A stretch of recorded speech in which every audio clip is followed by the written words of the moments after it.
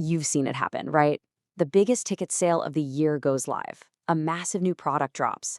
Millions of people rush to the website all at once. And bam, it completely crashes. It's a total disaster. And it brings up a question that every single system designer has to answer.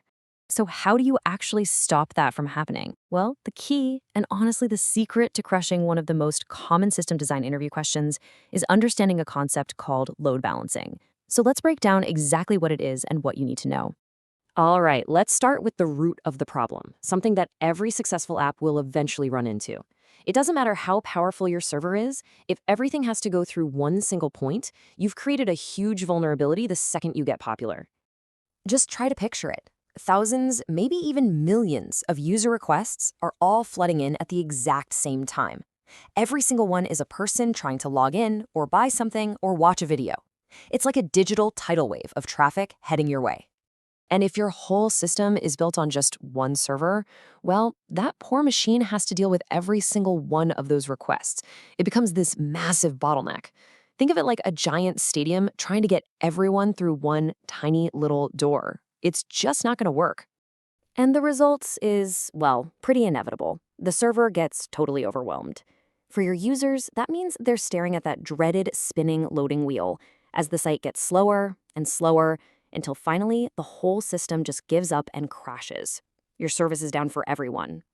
But there is a really elegant solution to all this. It's time to introduce the hero of our story, the component that acts as this calm, super intelligent traffic manager for your entire system, the load balancer.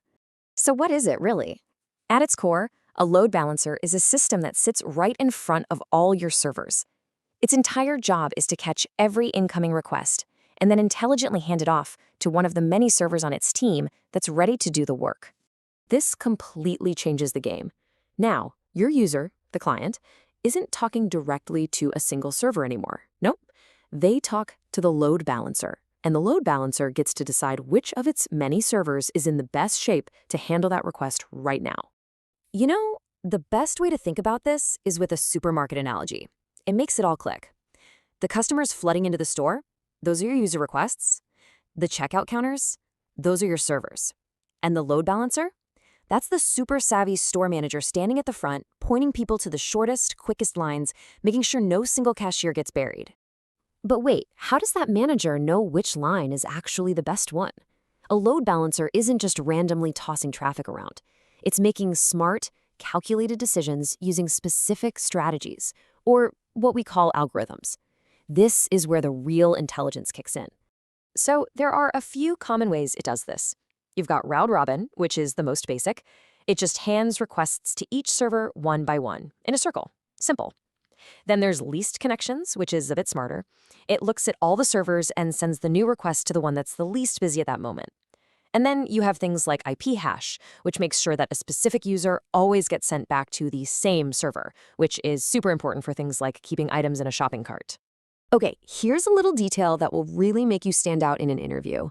Not all load balancers are created equal. A really key difference is whether they operate at what we call layer 4 or layer 7 of the network model. Think of it like this. A layer 4 load balancer is kind of like a mail sorter that only looks at the street address and the zip code on an envelope. It's really fast, but pretty simple. A layer 7 load balancer, on the other hand, actually opens the envelope and reads the letter inside. It can make much smarter decisions based on the actual content of the request, like the specific URL someone is trying to visit. It's way more flexible, even if it's a tiny bit slower. Okay, so we've solved the overload problem. But what happens if one of our servers just, breaks? This is where the load balancer provides another massive benefit, something we call fault tolerance. So the load balancer is constantly keeping an eye on its team of servers. It regularly sends out a tiny little signal, a health check, to each one. It's basically asking, hey, you still there? You feeling okay? You good to work? If a server doesn't respond to that health check, the load balancer immediately knows something's wrong. It marks that server as unhealthy and, right away, takes it out of the rotation. It stops sending any new user requests its way. And this is the absolute magic of it all. All of that incoming traffic is seamlessly, automatically redirected to the other healthy servers that are still running. From the user's point of view, nothing happened. The website is still up, the app still works. The system literally healed itself, and no one ever noticed. So let's bring it all home. You're in that interview, and they ask you to design a scalable system. Let's talk about the exact words and concepts you need to use to show you really get this stuff. First, you need to clearly state that the load balancer goes before the application servers. Second, explain that this is the key to something called horizontal scaling. That's just a fancy way of saying you can easily add more servers as you get more traffic. Third, you absolutely have to use the terms high availability and fault tolerance. And finally, for bonus points, mention that this is how giants like Netflix, Amazon, and Google handle their massive traffic. It shows you know how this applies in the real world. And just as important, here's what to avoid. The number one mistake candidates make is just forgetting to include a load balancer at all. It's a huge red flag.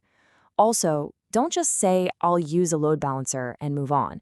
You need to briefly explain how it works. Mention an algorithm like round robin. And please, whatever you do, don't forget to talk about health checks and how the system handles a server failure. So at the end of the day, remember this. Load balancing isn't just some nice-to-have feature. It is the absolute backbone of any modern, scalable, and reliable system. It's the unsung hero that keeps the internet running smoothly for all of us. The next time you're using a major app without a single hiccup, you'll know exactly why. The only question left is, how are you going to use it in your next design?